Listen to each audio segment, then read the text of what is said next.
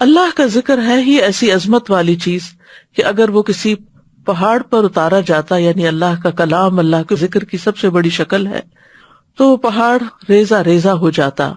سورۃ الحشر میں اللہ تعالیٰ فرماتے ہیں لو انزلنا هذا القرآن على جبل لرأيته خاشعا متصدعا من خشية الله وتلك الامثال نضربها للناس لعلهم يتفکرون.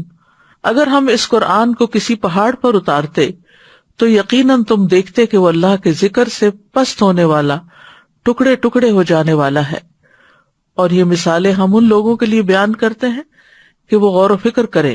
یعنی قرآن کسی پہاڑ پر نازل ہوتا تو اس کو ریزہ ریزہ کر دیتا.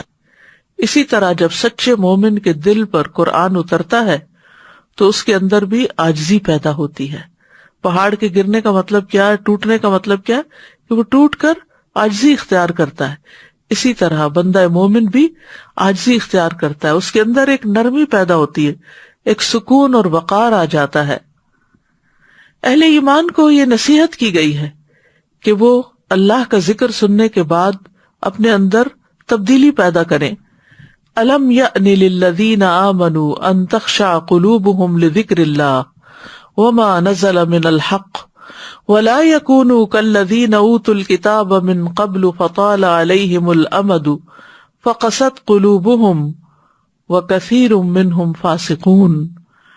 جو لوگ ایمان لائے ہیں کیا ان کے لیے ایسا وقت نہیں آیا کہ اللہ کے ذکر سے اور جو حق نازل ہوا ہے اس سے ان کے دل جھک جائیں؟ یعنی اگر پہاڑ جھک سکتا ہے تو ایمان والوں کے دل کیوں نہیں جھکتے؟ اور ان لوگوں کی طرح نہ ہو جائیں جنہیں اس سے پہلے کتاب دی گئی تھی، پھر ان پر ایک طویل مدت گزری تو ان کے دل سخت ہو گئے اور ان میں سے اکثر فاسق ہیں.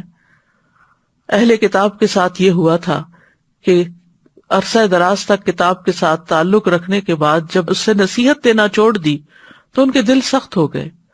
آج ہم مسلمانوں میں بھی دیکھتے ہیں کہ بہت سے لوگ قرآن حفظ کر لیتے ہیں لیکن دل کے بہت سخت ہوتے ہیں، دن رات قرآن پڑھا رہے ہوتے ہیں لیکن دلوں کے اندر کوئی نرمی نہیں ہوتی، اللہ کی خشیت نہیں ہوتی. ہم سے مطلوب کیا ہے کہ قرآن سنتے وقت ہمارے دل میں اللہ کا ڈر پیدا ہو،